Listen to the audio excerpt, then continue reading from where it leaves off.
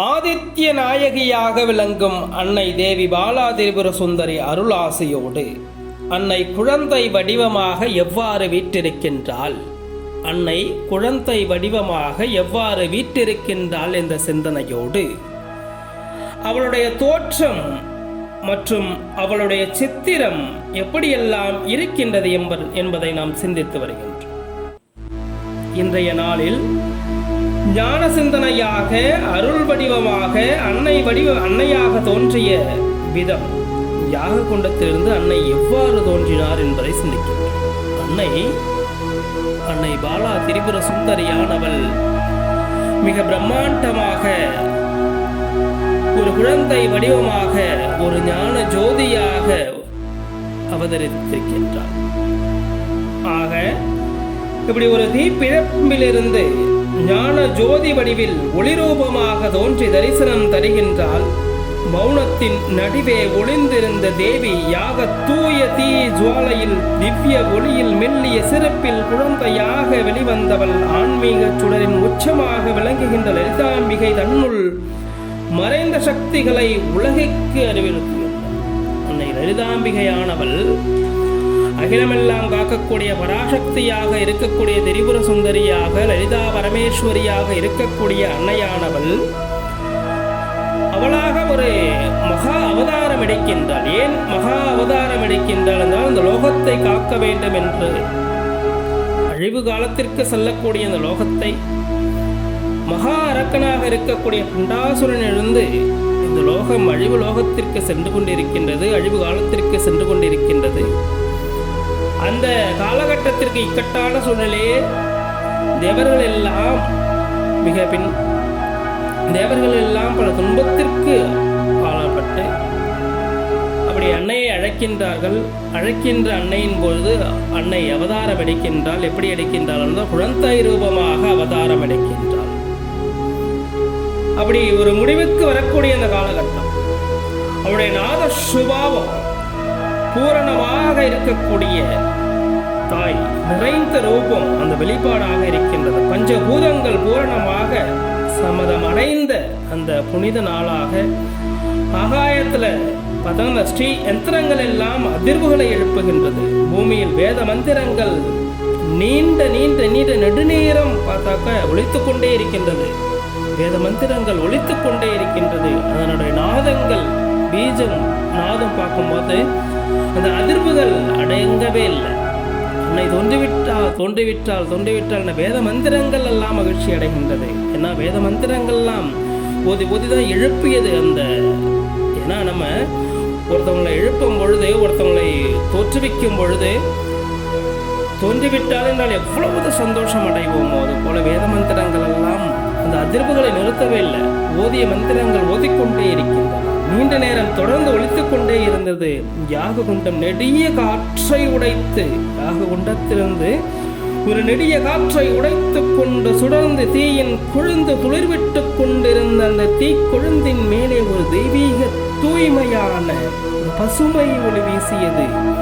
அந்த ஒளியே பாலா திரிபுர சுந்தரி, அந்த ஒளியே பாலா திரிபுர சுந்தரி, அந்த ஜீவத்தின் ஞான ஒளியே பாலா திரிபுர சுந்தரி.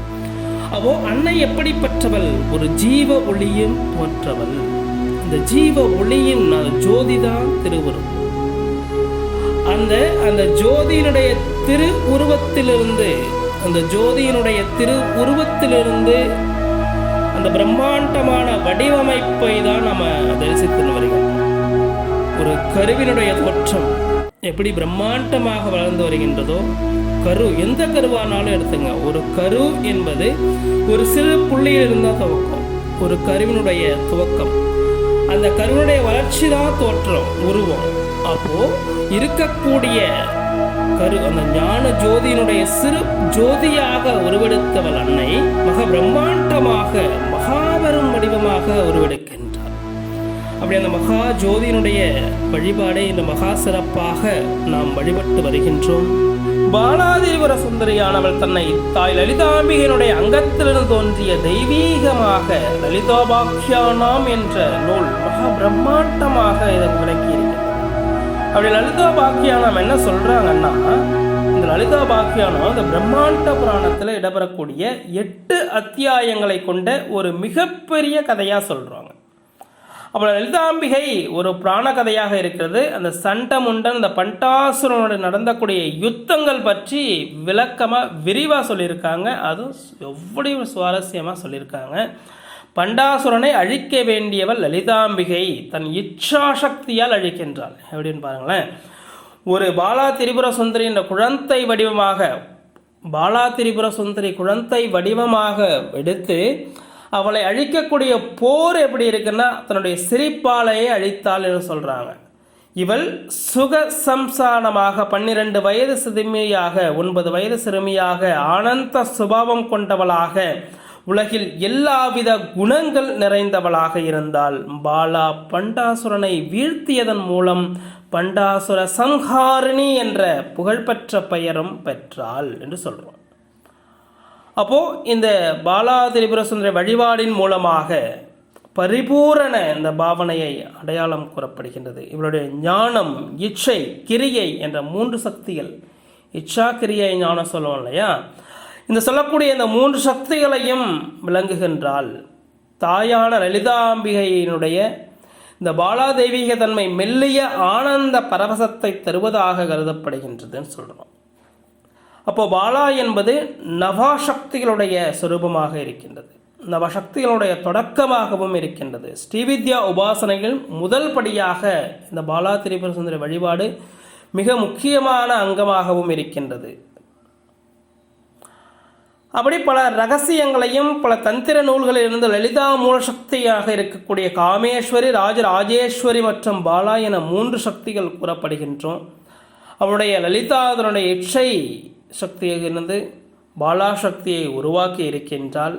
யாகதோ என் நெருப்பில் தோன்றி குழந்தை வருகின்றால் சொல்கிறோம். பஞ்சபூதங்களினுடைய பூரணமான அப்படி இருக்கக்கூடியவள், அகிலமெல்லாம் காக்கக்கூடியவள், ஆனந்த மகாசிவசுந்தரியாக விளங்கக்கூடியவள், அன்னை பராசக்தியானவள் தன்னுடைய பூமியிலிருந்து அப்படி இந்த ஜீவலோகங்களில் இருக்கக்கூடிய ஜீவர்களெல்லாம் காக்க வேண்டும் என்பதற்காக ஒரு மகா ஜீவ ஒளியாக இந்த மேரு உச்சியில் சதாசிவன் மேடையில் அமர்ந்திருக்கின்றார்.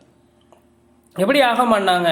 அன்னை பாலா திரிபுர சுந்தரியை வரவேற்பதற்காக, எப்படி பாலா திரிபுர சுந்தரியை தொற்றுவிப்பதற்காக லலிதாம்பிகையினுடைய மகாயாகம் எப்படி நடந்தது பார்க்கும்போது, மேரு உச்சியில் சதாசிவர் மேடையில் அமர்ந்திருக்கின்றார். சுற்றியில் பார்க்கும்போது சந்திர மௌலீஸ்வரர், நாராயணன், குபேரன், பிற தேவர்கள் எல்லாம், பிரம்மா, விஷ்ணு, மகா ஈஸ்வரன், கிரகங்கள் எல்லாம் அந்த மேடையில் அமர்ந்திருக்கின்றார்கள்.